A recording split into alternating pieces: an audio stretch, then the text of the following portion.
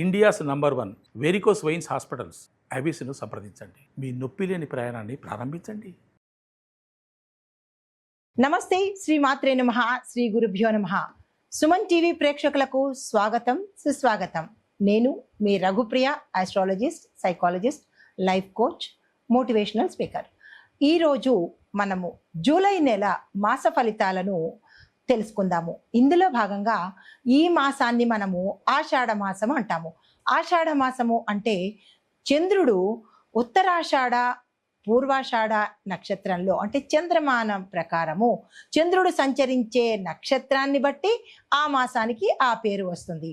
ఇప్పుడు చంద్రుడు ఉత్తరాషాఢ నక్షత్రంలో సంచారం చేస్తుండగా ఈ మాసానికి ఆషాఢ మాసం అని పేరు వచ్చింది. అయితే ఆషాఢ మాసాన్ని అందరూ దేనికి పనికిరాదు, ఆషాఢ మాసంలో మనం ఏ పనులు చేసుకోకూడదు అనే భావన అయితే ఉంది. అయితే ఈ మాసంలో మనము పూజలు, వ్రతాలు చేసుకోవచ్చు, కానీ గృహప్రవేశాలు, ఉపనయనాలు, నామకరణాలు లాంటి శుభకార్యాలనైతే మనము చెయ్యము. అయితే ద్వాదశ రాశుల వారికి ఈ మాసంలో, అనగా ఆషాఢము శ్రావణము కలగలిపిన ఈ మాసంలో ఎలా ఉండబోతోంది, స్త్రీలకు ఎలా ఉండబోతోంది, ఈ రాశిలో అంటే ఒక్కొక్క రాశిలో ఒక్కొక్క రంగంలో ఉన్న వాళ్ళకి, స్త్రీలకు, పురుషులకు, పిల్లలకు, ఉద్యోగస్తులకు, వ్యాపారస్తులకు, రాజకీయ నాయకులకు ఎలా ఉండబోతోంది అని సవివరంగా మీకు తెలియజేసుకుంటున్నాను. తదుపరి రాశి మీనరాశి.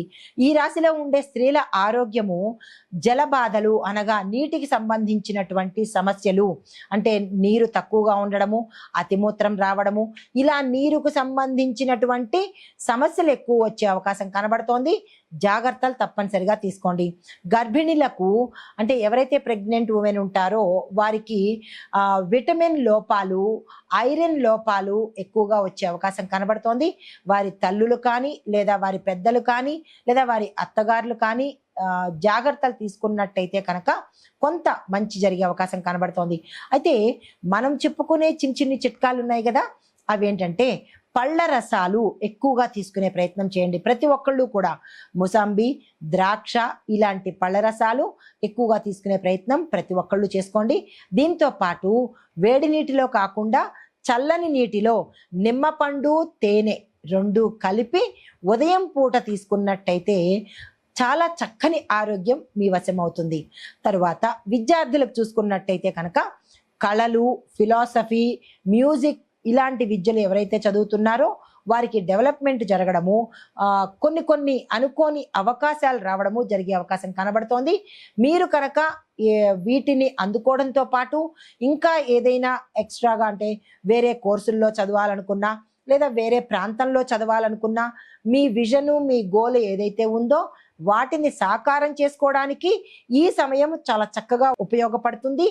ప్రతి విద్యార్థి దీన్ని వినియోగించుకునే ప్రయత్నం చేసుకోండి. తర్వాత మెడిటేషను విద్య వల్ల, అంటే ఎవరైతే మెడిటేషన్కి సంబంధించి అలాంటి కోర్సులు చేస్తున్నారో వారికి ఫోకస్ పెరిగి, మీకు అంటే ఆ కోర్సులు చేసే వాళ్ళకి ఫోకస్ రావడంతో పాటు ఆపర్చునిటీస్ కూడా ఎక్కువ వస్తాయి.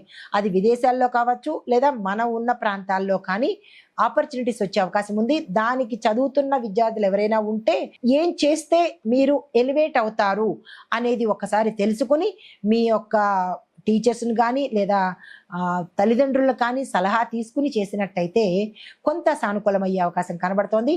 ప్రతి విద్యార్థి ఈ విషయంలో నెగ్లెక్ట్ చేయకండి. ఉద్యోగస్తులకు చూసుకున్నట్టయితే కనుక ఉద్యోగంలో పదోన్నతులకి అవకాశాలు ఎక్కువగా కనబడుతున్నాయి. కళాత్మక ఉద్యోగాలలో ఉన్న మహిళలకు విశేషమైన ఫలితాలు వచ్చే అవకాశం కనబడుతోంది. అయితే వ్యాపారస్తులకు చూసుకున్నట్టయితే కనుక ఆర్ట్, డిజైన్, హస్తకళలో యొక్క బిజినెస్ వృద్ధి అయ్యే అవకాశం కనబడుతోంది. విస్తరణకు కూడా ఇది చక్కని సమయము, ఆ దిశగా ప్రయత్నాలు చేసుకోండి. అయితే పెళ్లిళ్లకు సంబంధించిన సేవల వ్యాపారాలు, అంటే ఈవెంట్స్ ఉంటాయి కదా, ఆ ఈవెంట్స్ చేసే వారి యొక్క వ్యాపారాలు కూడా చాలా చక్కగా ఉండబోతున్నాయి.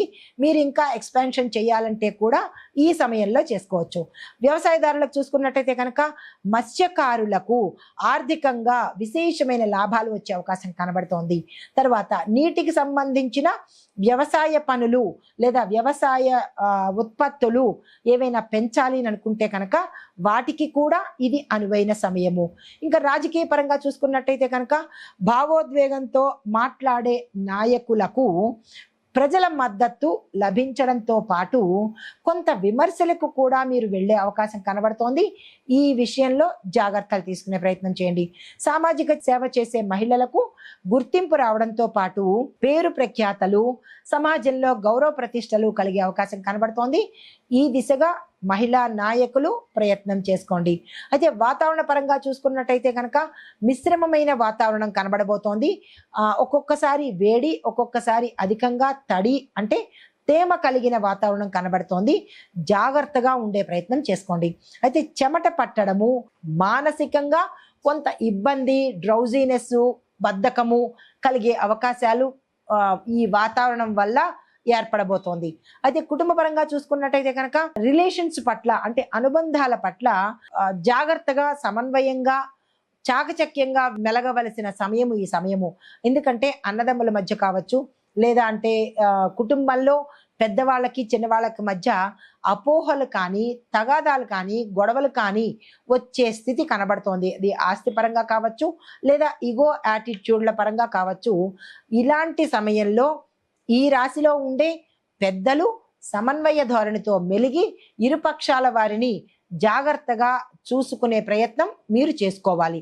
అయితే పెద్దవారి యొక్క ఆశీర్వాదము, సహాయ సహకారాలు ఈ సమయంలో మీకు అందుబాటులోకి వస్తాయి.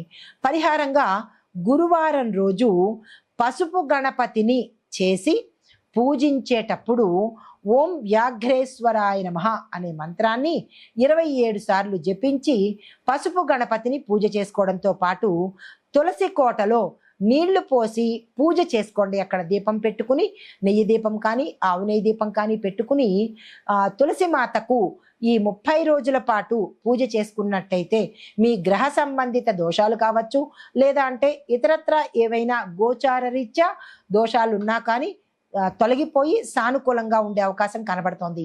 దీంతో పాటుగా మరొక విషయం ఏంటంటే, పేద మహిళలకు అంటే పూర్ పీపుల్ ఉంటారు కదా, వాళ్లకు మీరు మీ యథాశక్తి పసుపు కుంకుమ దానం చేయండి.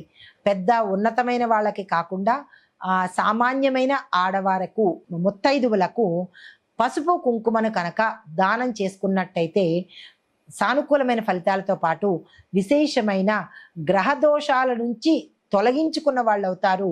ఈ పరిహారాలను పాటించుకుంటూ సామరస్యంతో మంచి ఫలితాలు పొందాలి అని కోరుకుంటూ మీ రఘుప్రియ. నమస్తే.